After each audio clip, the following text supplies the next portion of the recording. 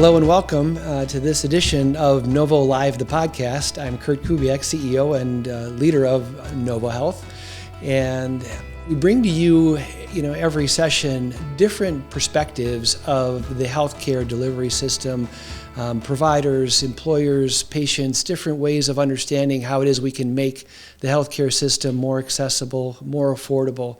And I'm pleased today to have a wonderful guest with me, Marnie Jameson Carey. I'm so glad that we could connect and I could get your perspective on this topic of healthcare. But before we go there, I know that each of us has a story prior to where we are.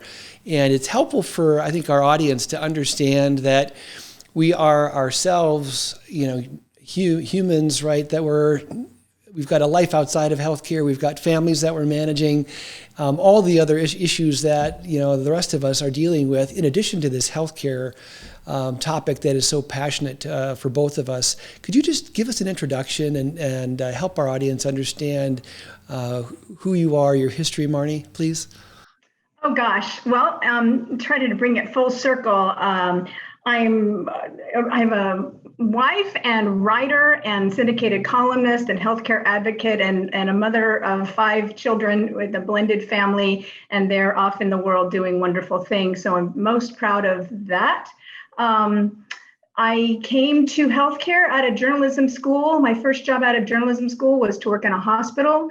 And that was in California. And the doctors approached me and asked me if I would help them with their marketing. And so I did that on the side and at night on my own time. And the hospital administrators told me that was a conflict of interest. I was 22 years old and had to look that up. And I realized that they were kind of nuts that I was trying to help their doctors get more patients into their hospital on my time.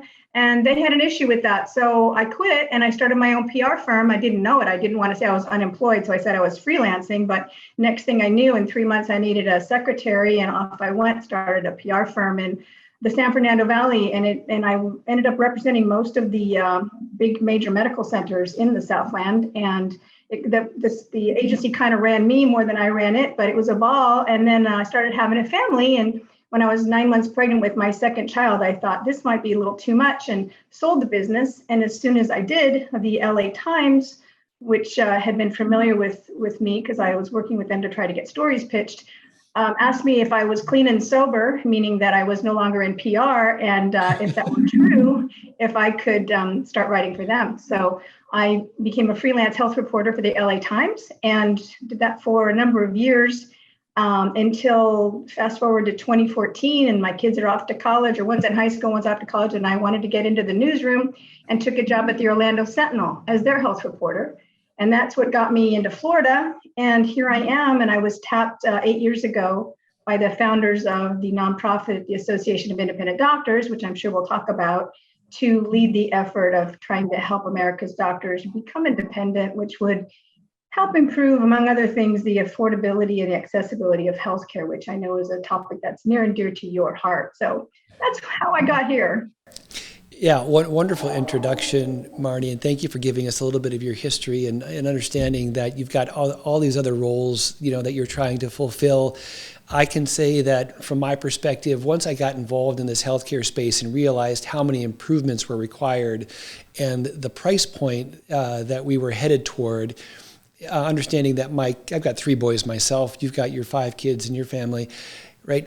In order for us to keep this accessible and affordable for them, right? For us, probably not so impactful where we are, but certainly for that next generation, we need to do something now to make certain that we're setting the stage for them to be able to enjoy, access to what I believe is life's most important feature, which is, a healthy lifestyle. How do you feel about that? Well, when you think about the fact that even $1 in $5 of every $5 that your kids earn out there in the working world and we earn goes to pay for healthcare, whether we see a doctor or not, it's pretty mind-numbing to realize how much of our income is going towards something that we don't directly benefit from. All Americans pay for all healthcare. I think that's the big message to get across, that people go, oh, well, that doesn't affect me, or I've got insurance. It doesn't matter. You're paying through it by not getting a pay raise because your employer's having to pay more. Your employer's premiums are going up. The cost of when you go to a restaurant, you're paying more because they have to cover their insurance. There are people staying in horrible dead-end jobs because they need to make sure their kids go to the doctor. It is crippling what is happening. It just doesn't have to be that way if we can get rid of the greed and the abuses. So I'm very passionate about it, and it can be done. There's a way to do it, but we just need to get some big selfish interests out of the way. Yeah, I can appreciate what you're saying, and I think for our audience to understand that, you know, the dollars and how they're spent really could be turned back to them. And if you become a better consumer of healthcare, if you're educated about where you spend your dollars, and, you know, not necessarily where your primary healthcare physician who's affiliated with a health system is asking you to go, but rather where you think is best for you. Can you talk about that? How do we as individuals, you know, trying to get by with our jobs, and then we get thrust into the healthcare system because something happens to us and we've got to buy? How is it that we can become educated on what our options are? And what does it mean to purchase healthcare from an independent physician as opposed to a health system? And why should I care? Yes, there are a lot of questions in that question. So I think that starting with, I don't think most consumers realize the difference that they will get in care and cost if they go to an independent doctor versus one that is employed by a health system or a private equity group. And I think fundamentally patients think, well, I want to know if this doctor accepts my insurance. You just went black on me. There you go. Cutting out. You want to know if this doctor accepts my insurance or this private equity group accepts my insurance. And that's not the question. The question has to be, are you independent or employed by a hospital system? And once you get that figured out, then you start going to go to the independent doctor. And here's why. Independent doctors don't get ratcheted into a spiraling cost center that the health systems impose on these doctors. I'll give you an example. If you go out and play tennis this weekend and you wrench your knee, and you go to an independent doctor, and your primary care doctor is going to refer you to probably an independent, that is a non-hospital employed orthopedic surgeon. You work in the orthopedic industry, and that doctor is going to send you to a freestanding, one hopes, imaging center. And then you're going to go to get outpatient surgery because you tore your ACL or whatever happened to you at an outpatient surgical center that's not owned by the hospital. The total trajectory, I don't know, plus or minus maybe $7,500. Okay, you go take that same trajectory and you go to an employed primary care doctor who must refer to another hospital employed doctor. So he's going to send you to a hospital employed orthopedic surgeon, which is going to send you to a hospital owned MRI, which is right there, the difference between $500 and $3,500, then outpatient surgical center, and your total bill is $35,000. Same procedure. So multiply that by all the patients that are going the wrong direction, and you see where the ripple effect and the multiplier, the compounding effect of not going to an independent doctor will cost not just you, but society as a whole. So it's very important that the first question patients ask is, are you independent or are you employed by the hospital? And don't say, I don't care because I have insurance, because many people have high deductible plans and it does matter to you. So that is the big point of education. We can talk too about the next big thing is we're working really hard to get price transparency in this market, because that is the game changer. So I'm excited to talk about that, but I'm not sure I fully answered your question. Yeah, no, I think you necessarily did answer. And so when I think about the ways that we are trying to make healthcare more affordable, we're not trying to reduce the quality of healthcare. We're not trying to reduce the consumption of healthcare. We're just trying to make it more accessible and affordable by the location that you have those procedures done and the physicians that work at those locations. So again, to keep it very simple, I'm a simple guy. You know, you don't want to pay for things that you don't care much about, which are very expensive facilities and expensive administrators that manage those facilities, right? So how do we steer those dollars to the clinicians, right, to the doctors and their staffs, right, that are treating you, so that you know that you're getting the best possible care. And the price savings isn't coming because we're using lower quality implants or we're using lower quality procedures, but it's because you're not having to pay the elevated price points for some of these facilities and some of the administrators that are making a lot of money and not adding value to you individually when you look at that individual, healthcare service you're trying to buy. Does that resonate? Yeah, you bring up a really great point. Nobody wants the cheapest healthcare. It's not very reassuring to say, oh, the least expensive guy is going to replace my knee. That's really not what we're trying to do here. And there is an association between cost and quality that really is not true in healthcare. I think it's not the difference between buying an inexpensive car and a Ferrari. It's not like that. The more you pay, the better car you get. It's highly dependent on what they're bearing in and what they've negotiated into those fees. And sometimes the best doctors are independent. They didn't have to succumb to the hospital's pressure to join them. And they've been able to stand up to the pressures of persuasion and been able to stay independent because they're excellent. And so I just think really the facility fee is a real thing. Hospitals, once they employ a doctor, they have the professional fee, plus they layer in this facility fee, which they say they need to add, and it can create up to 10 times the price.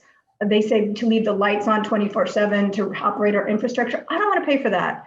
I don't want to pay for that at all. And I don't want to pay for all the suits above the doctors who telling them how to do rounds. And you're not necessarily getting the best care. You were in orthopedic surgery. I had an orthopedic surgeon saying, I don't want an administrator telling me what implant I need to use, what medical device, which I know is crummy because they're getting a volume discount, or what gloves they want me to use because I want to use the nice gloves and they want me to use cheap gloves that are going to break and cause an infection and $100,000 insurance claim that's going to go against me, against my malpractice insurance. I don't want any part of that. So the doctors want the freedom and the autonomy to choose the devices they want to use, the gloves they want to use, the facilities they want to use, how many procedures they do a week. The hospital's trying to grind as many procedures as possible out of these doctors. And the independent doctors say, you know what? I want to spend time with my wife and kids. I want to go to sleep at night. So they can structure their own time and not be ground into some quota that they have to meet if they want to get their next contract. And that's how it works in the healthcare systems. Doctors who are employed are often miserable. And you don't want a miserable doctor working on you, do you? Not at all. Yeah, you're giving, I think, our audience a peek inside, some of the details that we don't think about when we're deciding where to have our procedures done or what physician to see or where to see them. And you brought an interesting point about with regard to price transparency. And it takes me back to when I was first buying healthcare, working for a manufacturing company back in the early 90s, and I was asked to shop for healthcare. They said, you spend more time buying a car than you do paying for your health insurance. I think you need to take more time and really figure out where it is you want to spend your dollars.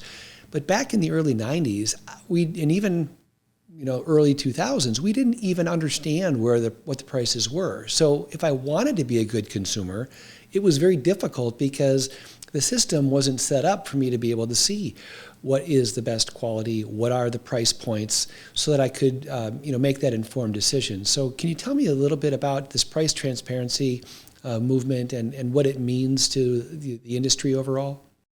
Well, it means a huge revolutionary change that would bring healthcare into the realm of the affordable and the accessible. And we are moving the ball down the field, Kurt. It's not been easy. There are big headwinds against us, but you think about any other thing you buy, airline tickets, gasoline, flat screen televisions, groceries, you know the price before you buy it. And you get to the checkout and you pay it. And there's just no question, it's clear. You wouldn't get on an airplane from Washington, D.C. to California and say how much, oh, we don't know. We'll let you know when you get off the plane. Then we'll give you a bill for $40,000. And the next plane next to you is going to the same place for $400. What you wouldn't do that, but we somehow accept this in healthcare. It's ridiculous. It is the biggest shell game going. And we need to take that opacity away. The hospitals and insurance companies, and they're in this together, They have been very successful at arguing that price is just too complicated. Don't worry, your pretty little head consumer. We'll do all the bargaining for you. We'll get you the best price. It doesn't happen. We are paying far too much for healthcare because of the opacity and the lack of transparency. So, you know about Cynthia Fisher. She's a force of nature and a brilliant businesswoman. And she has been fighting for a couple of years now, a few years straight, to get price transparency in the market. She's worked with both administrations. This is a bipartisan issue. We've seen several surveys that show 90% of Americans on both sides of the aisle want to know the price of healthcare before they get it. Simple as that. And we got a law passed that went into effect January 1. You wouldn't know it, but the hospitals are supposed to post all their prices online for the 300 most common shoppable services, everything from getting your tonsils out to getting a hip replaced. And you should be able to go hospital to hospital and compare the price, not only the cash price, but based on your insurance plan. Well, give you a whopping guess, how many hospitals do you think are complying with this rule? I ask you. I would guess very few, right? Because it's not to their advantage to participate in this type of an activity. So my feeling is probably less than 10%. That's exactly right. The last survey that came out, the best survey in July, was 94.6%. We're not complying. So very few are, and and the government is partly to blame because they're not putting any enforcement behind it. Now this is getting a little bit better, and this is what I mean. We're moving the ball down the field, but it's taking a lot of effort. So they originally this whole year the price has been $300 a day, which is a whopping $109,000 a year, which is change on the bar for these hospitals that are making many millions more at our expense by keeping prices in the dark. So we'll pay the fine, ignore the rule. And the rule the fines didn't even kick in until CMS, Centers for Medicare Services, sent a letter. First, they had to send a letter warning the hospital saying, hey, you're not in compliance. If you don't fix this in 90 days, then we are going to issue a fine. Well, guess how many letters have gone out? 330. That's it. Out of all the hospitals we have, what is it, 5,000 or 6,000 hospitals in this country, 300 have gotten letters saying you're not complying. And then they have 90 days to get into compliance. And then they'll get a wrist slap of $300. This is not going to be enforcement. So we pushed, and we got it a little bit better. Starting this January 1st, the hospitals now, the fine is up to $5,500 a day. If you're over 30 beds, it goes up by beds, and then it tops out at just over $2 million a year, which starts to be real money. But when you're an $11 billion institution, it's pretty much not a big deal. You probably are still going to keep your prices in the dark, but it's a little better. So we're working slowly on getting the hospitals to comply, to getting government to enforce the rule and hold the feet to the fire and make these hospitals show their prices. And we have one more rule going into effect. Right now, we're hopeful that on July 1, there's a companion rule that is the transparency in coverage rule.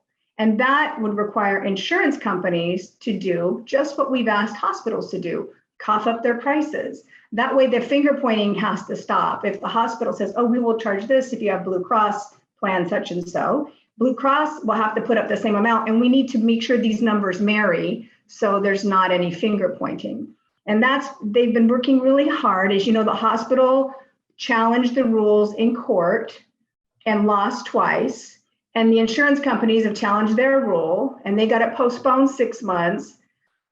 So we're hoping there's no more diluting the rule or delaying the rule. So all the prices can be out. And I'll tell you, I'm sure you have another question, but I'll tell you how it's all going to magically happen if things go well and what that's going to mean for American consumers, because we're getting very close. Yeah, you've explained, the complexity of the health system that is there unnecessarily so. There's no other industry as complex as they can be, whether they are internet-based companies, banking-based companies, automotive companies. They all have found a way to be transparent about their price points, and we have the ability as consumers to decide how to buy their product or service. And so it's very difficult for me to understand how groups can claim that medical systems are more complex or not comparable to some of these other organizations that are, in my mind, equally complex in terms of their services, but also, in terms of their size. Very, very difficult to manage these things, but they've somehow found a way. And those that are most adept at it have gained our trust and have earned our dollars. And again, I think for the most part, we're okay with that. We understand that groups are going to make a profit on the services that they provide, on the products that we buy, so long as it is a willing decision on both parties' part. Yeah, and it's going to shake out. What I'm looking forward to the day. So as we get compliance, which is slow in coming, the hospitals are supposed to post their prices in two ways. In a way that you can hop on and shop. How much will it cost if my wife has to have a C-section? And if I go to this hospital with this insurance, I need to find out before you go. And then they also have to put machine readable prices. And this is where the beauty lies. When the machine readable prices are available, data aggregators, the equivalent of Expedia or Google or Amazon or Uber, can gather up the health data and put a special app on your phone that says, oh, if I go to hospital X, it's going to cost this. If I go to hospital Y, it'll cost this. You get to know, and it'll be on an app, and it'll be user-friendly, and you'll buy your healthcare services the way you buy airline tickets. You compare United to American to Delta, and you go, oh, this is the best deal, or this is the best time, this is the most convenient, this has the fewest stops, whatever. You get to have that transparency. So when that machine readable file is in place, so there are data aggregators waiting in the wings for this information to come through, because the hospital are saying, oh, it's too complicated. Don't leave it to them to create the app that's going to make it easy for you to shop. They're not going to do that. In fact, they've dropped in software with deliberately obfuscating their information. The Wall Street Journal did an expose and found that the hospitals were pretending to post their prices, but then dropped in code that made it inaccessible even for the smartest data analysts to get to. So they're not complying, and they're not being helpful, and they're not being cooperative. But eventually, and their argument, one of their arguments is, and I think this could be good for the hospitals if they would just come along, but the only people that will benefit is our competition, the hospital CFOs say. Why would I show my prices? Only my competitors are going to benefit. Well, that's like saying your two grocery stores across town can't see what the other one's charging for milk. Well, that's ridiculous. It's not a state secret. It shouldn't be. You should be able to have competitive pricing and have people be able to look around and say, oh, what is your quality? What is your price? And make a value decision like you would on anything else. So I'm hopeful that that the cloud will pass and the enforcement will kick in, and the government will do what they need to do to give Americans what they want. And we will see prices come tumbling down. And I have said for a long time, Kurt, when the Affordable Care Act went into effect, and I was a health reporter, trying to cover it, and all the information that came to me was how many people will lose coverage or gain coverage when the Affordable Care Act goes into effect. And the insurance companies and the hospitals were brilliant at moving the public perception away from the issue of cost to the issue of coverage. So cost, here's the dirty little secret. Coverage ceases to be a problem in the face of affordable care. When the costs come down to where they should be, coverage takes care of itself because care is affordable, and so is insurance. So that was just so mind-blowing to know how brilliantly they turned our attention to this whole thing about covered lives and they did not want to talk about cost. And guess what? Premiums have gone skyrocketing up since Affordable Care Act passed, and so have healthcare costs. Mm-hmm. So they did nothing for affordable, but it did it a little bit for coverage. But we can get so much better. So I want to take our conversation and tip it just slightly to the physician side. So we've talked a lot about how this is going to benefit the consumers and the challenges that we're facing today, but how things might change as we go forward with better access to the prices. So how does this work out then for the physician that's just entering their career and wanting to decide, do I join a group of independent physicians or do I join a health system?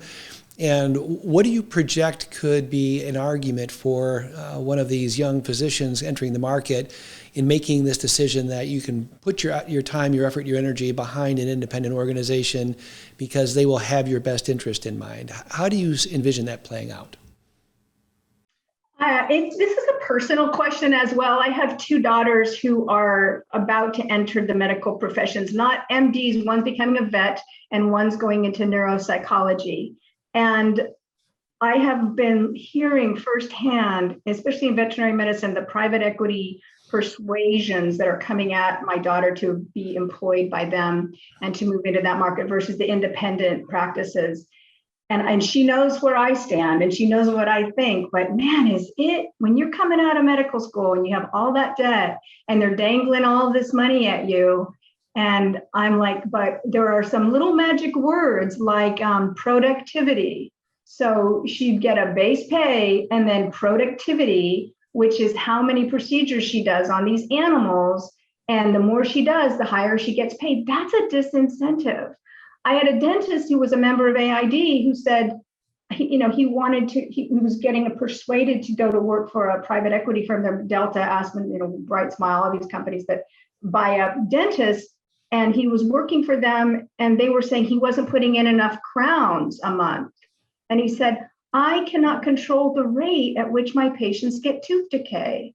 It's either necessary or it's not. But doctors who are disincented to do the wrong thing, they start to get into this gray area of, the patient really doesn't need this, but maybe it wouldn't be a bad idea. Then it would make my boss happy. And inadvertently, the allegiance they have developed with their patient shifts to their employer.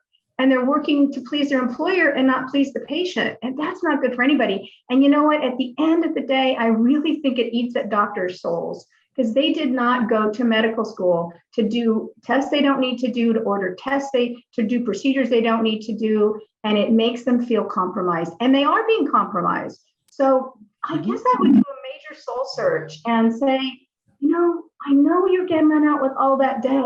But if you want life to be your own and you want to call the shots and you want to practice medicine the way you went to medical school for, your best bet is to go into independent practice. Yeah, you've described some interesting aspects that these folks have to make decisions based on right as they're entering the market. And as you say, it is far easier, right, to choose a solution where you feel like you've got a steady paycheck and you've got some recognizable income and again, you're up against a significant amount of debt coming out of school. I can appreciate those pressures. The common feeling is that you may not earn as much as an independent physician as you would as an employed physician. My experience is different than that in that in the right environment, you can actually earn more in terms of salary because you can control better the facility fee, the administrative fee, some of the diagnostics and ancillaries. Can you comment on that, maybe your experience with the AID physicians that you worked with and how they viewed their practices as compared to the employed clinicians in the spaces that they worked? I think it's heavily specialty dependent, and some have a harder time steering clear of acquisition. But the studies I have seen, PAI, Physicians Advocacy Institute, they do an annual report on physician salaries, and they do a survey, and it's pretty neck and neck. The independent doctors and the employed physicians, at the end of the day, it's pretty neck and neck. Now, on the one hand, you've got the hospitals taking care of all your business and letting you focus on medicine, and that's their big play. But that comes with strings attached. And so I guess, if you want to be in control of the whole thing from your staffing to your hours to your, your billings and all of that, I think independence is still going to be your better answer. If you just cannot abide the business aspect and you do not want to hire an employee and feel responsible for taking that onus on, then maybe you do go to work for the hospital. I just think you're going to sell your soul. The doctors, the attrition rate, the suicide rate among physicians is very high. It's horribly high.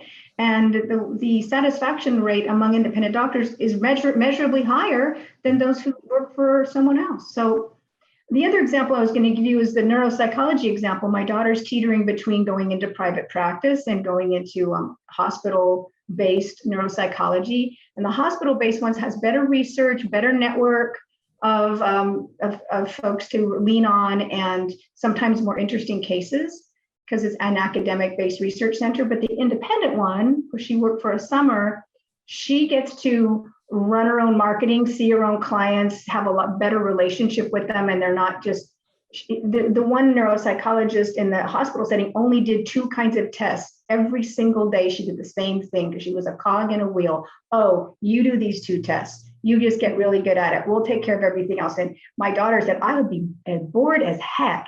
The other one gets variety. She gets to have more time with the customer. She gets to design her office space. She gets to have, the full example. And she said she's much happier. And also she can have a family and have balance of life. So she's seeing this really up front. She's shadowing these people, and I'm channeling a little bit, but I'm trying to stay out of it. It's my kid's decision, but it's very interesting to see it in play.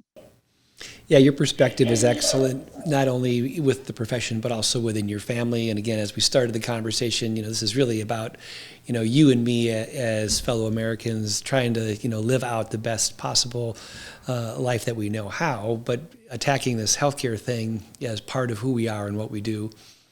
I'm understanding, too, that you've now changed your role once again, and you're now working with a new organization. Can you tell me a little bit about that and what they are aiming to do, and give me a feel for what the next chapter is for you, Marnie? Well, thanks for asking, Kurt. As you know, Association of Independent Doctors is a wonderful cause, and we ran hard at it.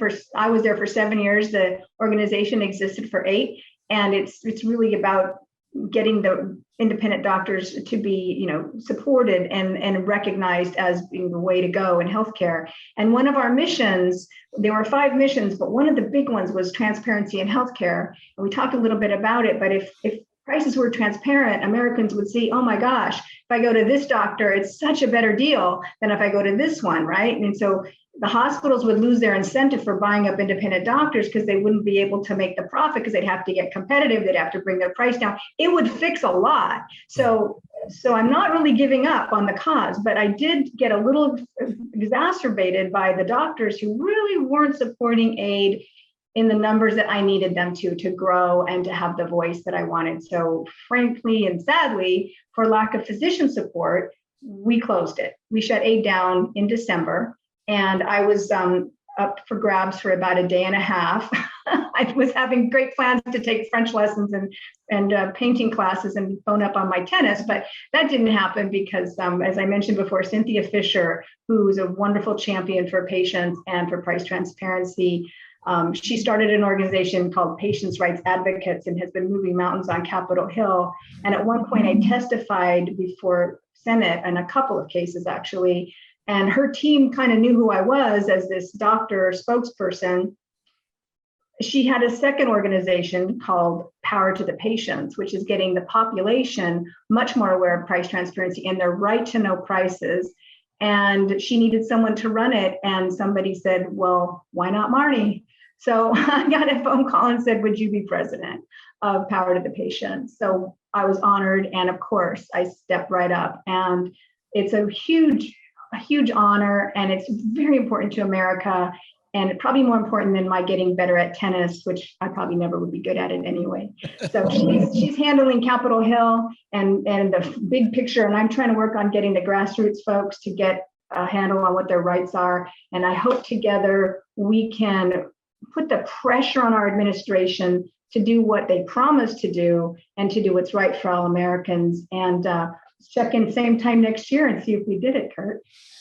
Well, I am excited, Marnie, and it was excellent spending some time with you today to learn a little bit about what you've been up to most recently, but also just the breadth of work that you've been a part of over a career. And I really want to thank you for the work that you've done because, again, you've got so many other responsibilities in addition to the professional work that you do. And I think for our audience to understand that they, too, can be part of the solution and, follow in the footsteps of folks like you and others that are advocating for, the rights of patients, but also independent physicians to be able to coexist in communities and support their neighbors and their employer partners and those organizations as well. So I'm looking forward to checking in with you again at the end of the year and finding out how it is things have come along. And I'm positive we're going to see some great changes. But your perspective has been very welcome. Thanks for spending some time with me today. Well, thank you for having me. It was my pleasure. And that'll wrap up another edition of Novo Live, the podcast. I want to thank you again for joining us. We'll see you next time. And until then, let's keep the conversation going.